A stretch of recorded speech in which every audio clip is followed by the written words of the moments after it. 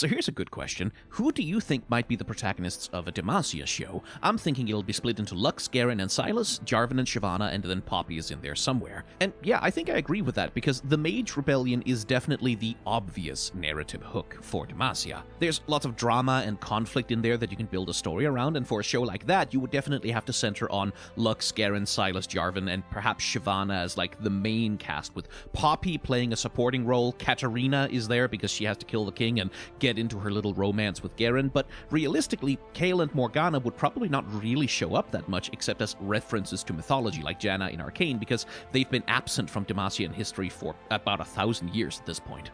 And like, the structure of that is reasonably easy to imagine. Act 1 would be everyone's childhoods, where Garen is getting indoctrinated into the military, Lux is realizing she's a mage and trying to hide it, and Silas is taken from his family by the Mage Seekers and forced to help put other mages in prison. The climax of Act 1 would be Lux getting outed as a mage to her family, big moment of drama there, and Silas accidentally killing his Mage Seeker handlers while trying to protect a child from being imprisoned and getting imprisoned himself. Act 2 then, just like Arcane, would be a time skip to the present day, where Lux is being forced by her family to drink Petricite Potion to hide her power, Garen is close friends with Jarvan and desperately trying to be the best and most loyal soldier in the military so he can use his position to protect his sister, who in turn is abusing her family connections to find books about magic, and eventually encounters the imprisoned Silas, who starts talking to her about mage liberation. The climax of Act 2 would be Silas stealing Lux's powers to kill everyone at his execution and start the Mage Rebellion. Act 3, then, is the rebellion itself. A lot of Game of Thrones political skullduggery, Jarvan forced to choose between his country and the woman he loves, who is Shyvana,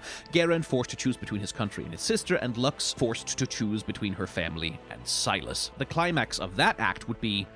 well, actually, imagine something like this.